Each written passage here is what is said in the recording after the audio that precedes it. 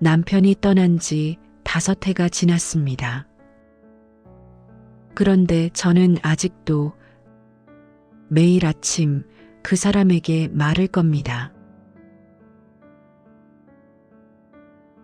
남편이 떠난 뒤 집은 갑자기 너무 조용해졌습니다. 텔레비전 소리도 냉장고 돌아가는 소리도 그대로인데 사람이 하나 빠졌을 뿐인데 공기가 완전히 달라졌습니다. 아침에 눈을 떠도 누군가의 기침 소리가 들리지 않았고 저녁이 되어도 밥 먹자는 말이 들리지 않았습니다. 그 침묵이 저는 가장 견디기 힘들었습니다. 시간이 지나면 익숙해질 줄 알았습니다. 혼자 밥을 차리고 혼자 불을 끄고 혼자 잠드는 일도 반복하다 보면 무뎌질 거라 생각했습니다. 하지만 조용함은 줄지 않았습니다. 오히려 밤이 깊어질수록 집안의 빈자리는 더 또렷해졌습니다. 시계 초침 소리와 창밖을 스치는 바람 소리까지도 그 사람이 없다는 사실을 계속 알려주는 것 같았습니다. 저는 고요를 피하려고 라디오를 켜고 괜히 발걸음을 크게 옮겼지만 마음은 결국 다시 조용한 자리로 돌아왔습니다. 식탁 위에 마주보던 의자 하나가 남아 있었고 현관에는 아직 그의 신발 자국이 남아있는 듯 했습니다. 그 흔적들 앞에서 저는 매일 같은 자리에 멈춰 섰습니다. 말없이 쌓여가는 하루들 속에서 웃어야 할 이유도 울어야 할 이유도 찾지 못한 채 시간을 흘려보냈습니다. 창문에 비친 제 모습이 낯설게 느껴질 즈음 저는 비로소 이 집의 침묵과 함께 살아가야 한다는 사실을 받아들이기 시작했습니다. 그 고요가 사라지지는 않겠지만 언젠가는 덜 아프게 숨 쉴 수 있기를 바라면서요. 아주 천천히요. 그리고 그때서야 알았습니다. 제가 견디지 못한 건 혼자라는 사실이 아니라 함께였던 시간들이 조용히 끝나버렸다는 현실이었다는 것을 처음부터 그런 건 아니었습니다. 처음엔 남편 사진 앞에 앉아 아무 말도 하지 못했습니다. 사진 속 그는 여전히 말을 걸 것처럼 웃고 있었는데 저만 입을 다문 채 한참을 바라보기만 했습니다. 무슨 말을 해야 할지 몰랐고 어디서부터 꺼내야 할지도 몰랐습니다. 말을 시작하는 순간 이별이 진짜가 되어버릴 것 같아 괜히 숨만 고르고 있었습니다. 그러다 어느 날 부엌에서 밥을 하다가 국을 한 숟갈 떠먹는 순간 무심코 말이 흘러나왔습니다. 오늘 국이 좀 짜네. 말을 하고 나서 저 스스로 깜짝 놀랐습니다. 아, 내가 지금 그 사람에게 말을 했구나. 부엌에는 아무도 없었고 대답도 돌아오지 않았지만 그 한마디가 이상하게도 공중으로 흩어지지 않고 어딘가에 닿은 느낌이 들었습니다. 그날 이후로 저는 하루에 한 번씩 남편에게 말을 걸기 시작했습니다. 날씨 이야기, 시장 다녀온 이야기, 별일 없는 하루의 끝까지. 대답은 없었지만 말을 하고 나면 집안이 조금 덜 비어 보였습니다. 침묵은 여전했지만 그 침묵이 조금은 견딜만해졌습니다. 저는 이제 압니다. 그에게 말을 거는 건 그를 붙잡기 위해서가 아니라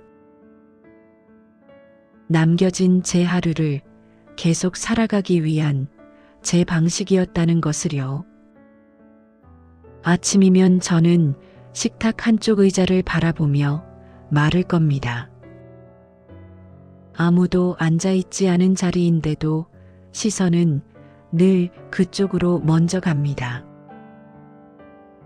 오늘은 날이 좀 쌀쌀해.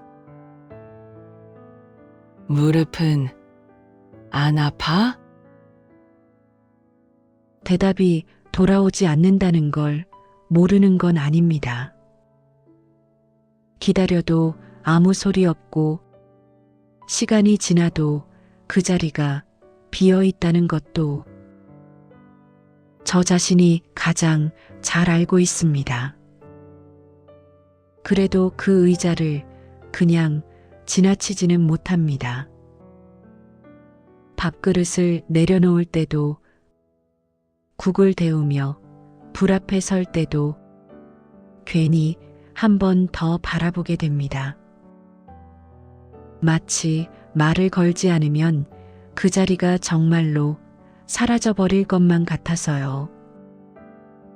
그래서 저는 말을 멈출 수가 없었습니다. 말을 하지 않으면 하루가 뚝 끊겨버릴 것 같았고, 입을 다물면 이 집에 남은 제가 너무 또렷하게 드러날 것 같았습니다. 그래서 오늘도 저는 말을 겁니다. 대답을 바라서가 아니라 침묵 속에서도 제 하루를 끝까지 혼자 두지 않기 위해서요.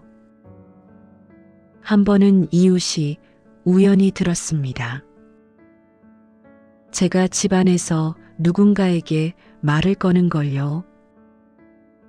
현관 앞에서 잠시 발소리가 멈췄고, 그날 저는 문 밖에 사람이 있다는 걸 너무 늦게 알아차렸습니다. 이웃은 아무 말도 하지 않았습니다. 가볍게 인사만 나누고 각자 집으로 돌아갔을 뿐인데, 그날 이후 제 마음이 먼저 달라졌습니다. 괜히 조심하게 되었습니다. 문을 전보다 더 꼭 닫고 말을 할 때면 자연스럽게 목소리를 낮췄습니다. 혹시라도 누군가에게 들릴까 봐서요. 혹시라도 제가 이상한 사람처럼 보일까 봐요. 혼자 사는 제가 아무도 없는 곳을 향해 말을 거는 모습이 남들 눈에는 어떻게 보일지 자꾸만 떠올랐습니다. 그래서 말하려다 입을 다문 날도 있었습니다. 괜히 부엌에서 숟가락만 만지작거리며 아무 말도 하지 않고 저녁을 넘긴 날도 있었습니다. 그런데 말을 안 하면 가슴이 더 답답해졌습니다. 집안의 침묵이 이전보다 더 무겁게 가라앉았고 숨 쉬는 것마저 불편해졌습니다. 그제야 알았습니다. 남들 시선보다 제가 견뎌야 하는 건 이 조용한 답답함이라는 거요. 그래서 저는 다시 조심스럽게라도 말을 꺼내기 시작했습니다. 어느 날 문득 이런 생각이 들었습니다. 내가 이 사람에게 정말 대답을 바라는 걸까? 사진 앞에 앉아 말을 건네면서도 한 번도 대답이 돌아올 거라 기대한 적은 없었습니다. 그 사실을 저 스스로가 가장 잘 알고 있었습니다. 그런데도 왜 매일같이 말을 꺼내고 있는지 그 이유를 그날에서야 차분히 들여다보게 되었습니다. 아니었습니다. 제가 바랐던 건 대답이 아니었습니다. 그 사람에게 말을 거는 건 그 사람이 아직 제 하루 안에 머물러 있다는 작은 증거였습니다. 아침의 날씨와 저녁의 생각 속에 별일 없던 하루 한가운데에 그 사람이 완전히 지워지지 않았다는 확인이었습니다. 말을 건네는 동안만큼은 저 혼자가 아니라는 느낌이 분명히 남아 있었습니다. 집안의 공기도 제 마음도 아주 잠깐이지만 함께 숨 쉬는 것처럼 느껴졌습니다. 그래서 말을 멈추는 순간이 두려웠습니다. 말을 하지 않으면 그 사람의 자리가 제 하루에서 조용히 사라질 것 같았기 때문입니다. 그 공백을 저는 아직 견딜 자신이 없었습니다. 그래서 오늘도 저는 말을 겁니다. 대답이 없다는 걸 알면서도 제 하루를 끝까지 지켜내기 위해서요. 남편은 생전에 말이 많은 사람이 아니었습니다. 필요한 말만 했고 괜히 감정을 드러내지도 않았습니다. 기쁜 일도 서운한 일도 속으로 한번 삼킨 뒤 짧은 말로 정리하던 사람이었습니다. 그래서 집안은 늘 조용한 편이었고 저도 그 조용함에 자연스럽게 익숙해졌습니다. 굳이 말을 덧붙이지 않아도 서로 알고 있다고 생각했던 것 같습니다. 하지만 지금 와서 돌이켜보면 저는 하고 싶은 말을 너무 많이 남겨두고 살았습니다. 고맙다는 말도, 수고했다는 말도, 괜히 서운했다고 털어놓는 말도 차마 꺼내지 못했습니다. 살아있을 때는 언제든 말할 수 있을 것 같았고, 지금이 아니어도 다음이 있을 거라 막연히 믿고 있었기 때문입니다. 그런데 그 다음은 생각보다 빨리 끝나버렸습니다. 지금에 와서야 그 말들이 하루하루 흘러나오고 있는지도 모르겠습니다. 아침에 안부로, 저녁에 혼잣말로, 아무도 듣지 않는 공기 속으로요. 어쩌면 저는 남편에게 말을 거는 게 아니라 그때 하지 못했던 제 말들을 이제야 꺼내고 있는 건지도 모르겠습니다. 늦었지만 그래도 말하지 않으면 사라질 것 같아서요. 어느 날 아침에 세수를 하고 거울을 보다가 문득 알게 되었습니다. 제가 남편에게 말을 거는 게 아니라 제 자신을 살게 하고 있다는 거요. 거울 속 얼굴은 예전보다 많이 늙어 있었고 표정도 한결 조심스러워져 있었습니다. 웃는 법도 말하는 법도 조금씩 잊어가는 얼굴이었습니다. 그 얼굴을 보며 저는 무심코 말을 걸었습니다. 오늘도 잘 버텼네. 그 말이 이상하게도 제 가슴에 먼저 닿았습니다.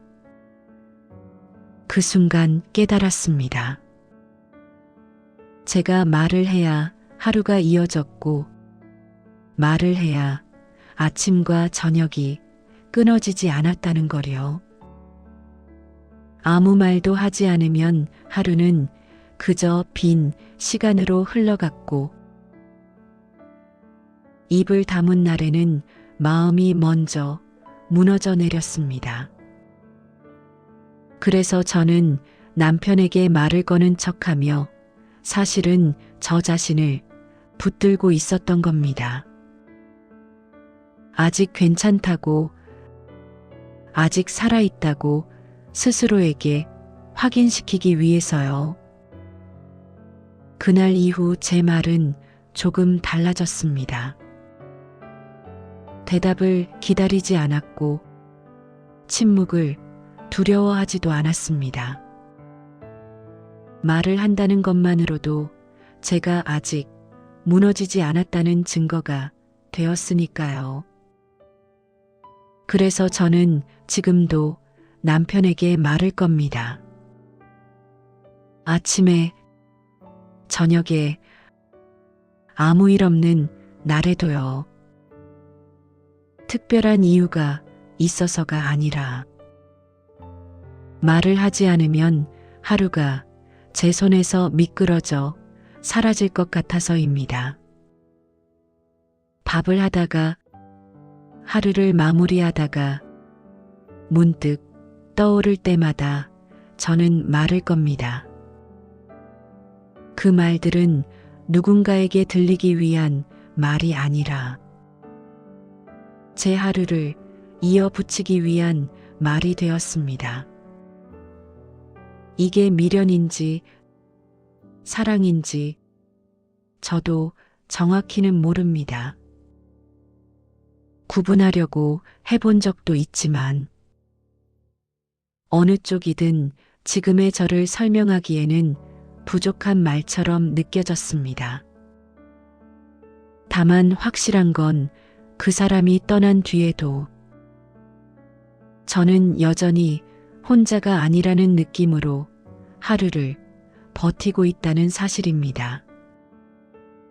그 말들 덕분에 아침이 다시 오고 저녁이 무너지지 않고 지나갈 수 있었습니다. 어쩌면 저는 남편에게 말을 거는 동안 제 삶을 놓지 않고 있었는지도 모르겠습니다. 아직 끝나지 않았다고, 아직 살아갈 수 있다고 조용히 확인하면서요. 그래서 오늘도 저는 말을 겁니다. 대답이 없어도 괜찮은 말로 제 하루가 다시 이어지기를 바라면서요. 사람은 누군가에게 말을 걸 수 있을 때 하루를 살아낼 힘을 얻는 것 같습니다. 그 말이 꼭 대답을 전제로 하지 않아도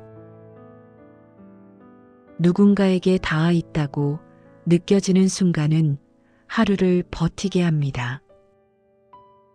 그 상대가 옆에 있든 기억 속에 있든 말입니다.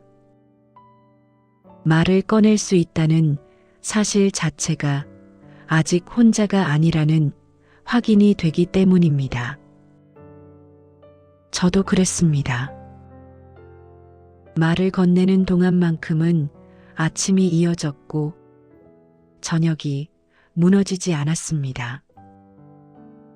아무도 듣지 않아도 그 말들이 제 하루를 붙들고 있었습니다.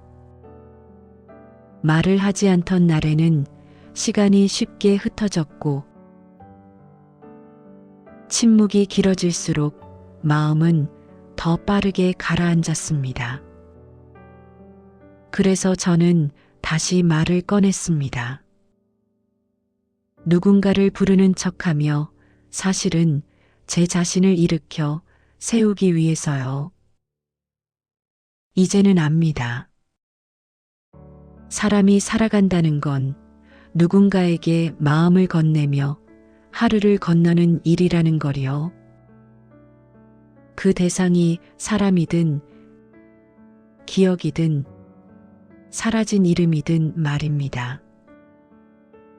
그래서 오늘도 저는 말을 겁니다. 그 말이 닿는 곳이 어디든 상관없이 내일로 가기 위해서요. 여러분은 지금도 마음속으로 매일 말을 거는 사람이 있나요? 그 이야기를 조심스럽게 댓글로 남겨주셔도 괜찮습니다. 비슷한 이야기를 계속 전해드릴 수 있으면 좋겠습니다.